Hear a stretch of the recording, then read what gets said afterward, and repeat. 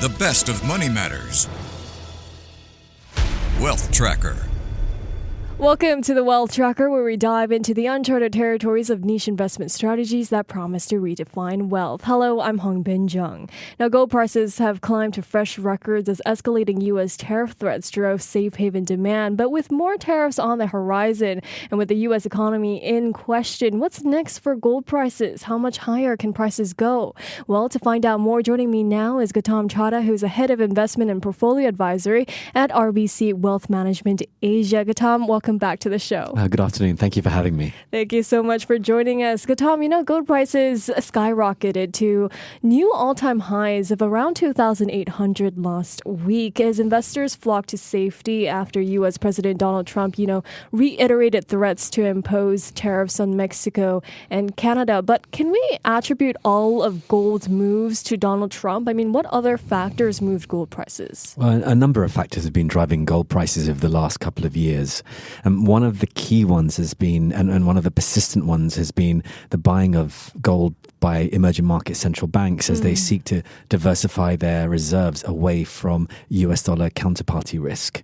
Another has been particularly around tariffs and trade, but also geopolitical uncertainty as we move away from a unipolar world into a much more multipolar world. And that's also been driving flows. From an investor standpoint, a number of investors have been taking gold out as a diversifier within portfolios, which has been working well for the last 18 months or so. And that's another reason.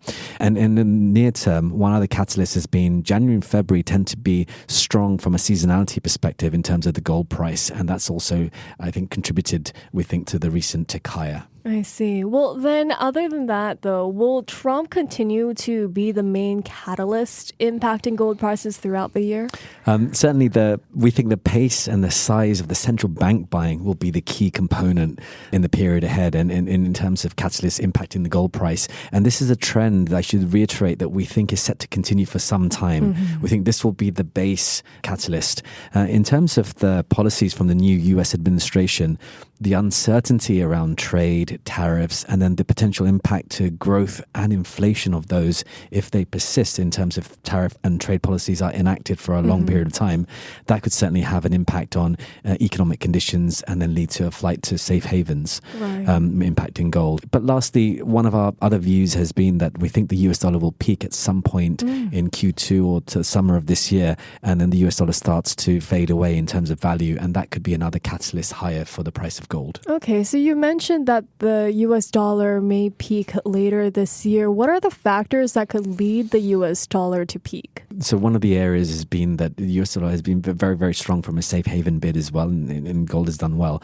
But if this US central bank decides to eventually cut rates more than is priced in by the market today, that could lead to a fall in the value of the US dollar. In addition, you've had a situation where a lot of foreign investors are holding US assets and investing in the US space. If we start to see some risk aversion within US asset prices such as equities, you could see that be detrimental to foreign investors thinking about deploying into US dollars further and swapping out their US dollars for other currencies. So there could be a couple of factors that might impact the price of the US dollar. Okay. Well, investors are advised to monitor bullion's price movements in a way to break out to, new all-time highs. The expected resistant range so far is currently at $2,800 to $3,000 an ounce. Is the current trend of breaking new highs for gold surprising to you, or is it as expected? Well, at RBC Wealth Management in Asia, we've been overweight gold for all of 2024, and we retained that overweight in 2025. So from our perspective, it's less of a surprise as we expected it to perform well, and it's done so.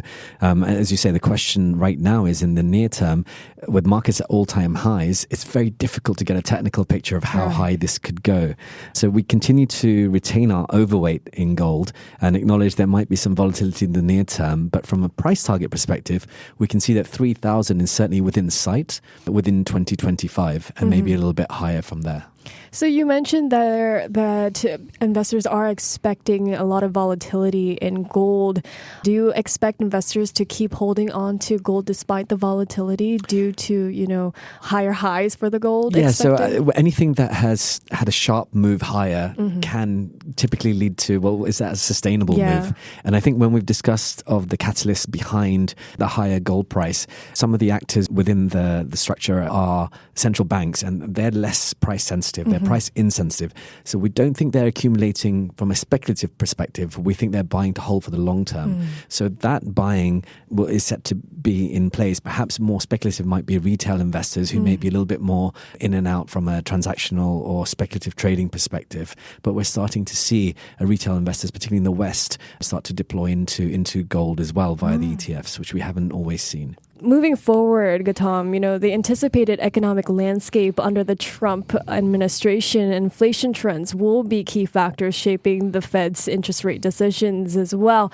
Well, how will this in turn impact gold prices, you think? What's expected with the Fed's monetary policy path that may be beneficial to gold's prices? I think the one thing that we can be certain of is uncertainty will prevail over the coming months and years with this US administration. And we're seeing it already over the last couple of days and over the weekend.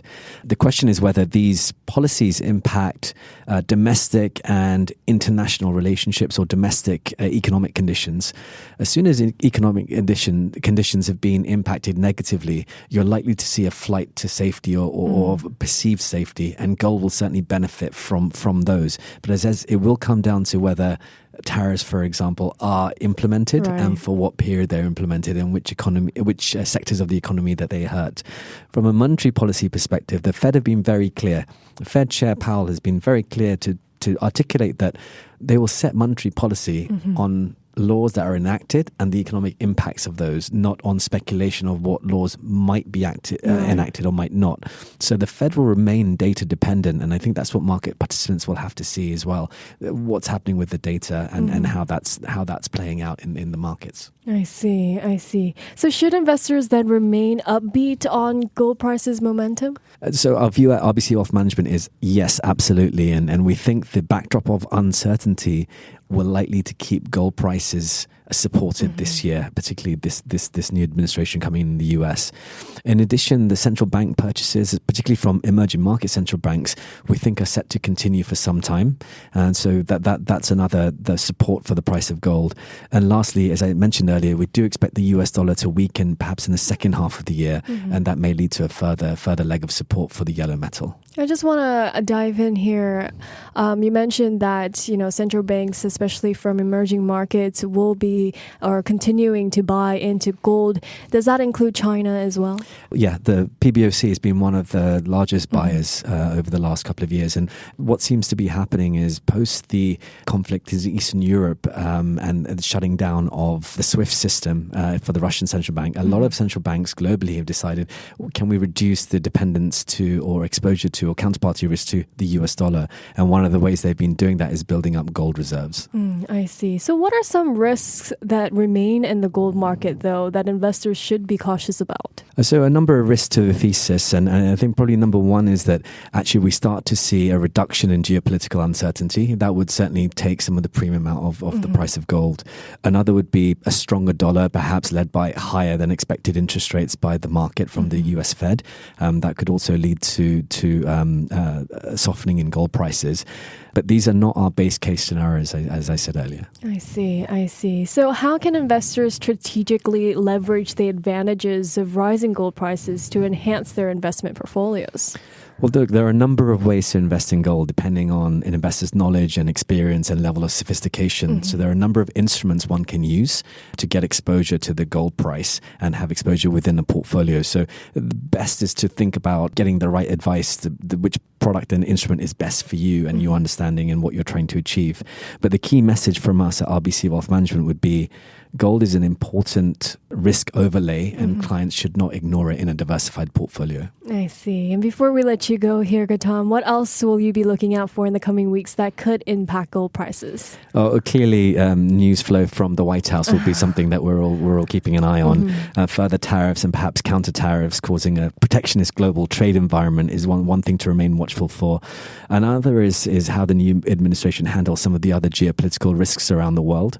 But above all, it will be how is the economy and economic conditions, how are they evolving over time, and what does that lead to in terms of our view on risk assets? And that's what we'll be continuing to monitor over the coming months. I see. Well, thank you so much, Gautam, for your time and your insights today. Well, my pleasure. Thank you. That was Gautam Chadda, who is the Head of Investment and Portfolio Advisory at RBC Wealth Management Asia. This has been the Wealth Tracker with me, Hongbin Jeong. Before acting on the information on Money FM, please consider if it's suitable for your own investment objectives, financial situation, and risk tolerance. To listen to more great interviews, download our podcasts at audio.sg or download the audio app. That's AWEDIO, audio at the App Store and Google Play.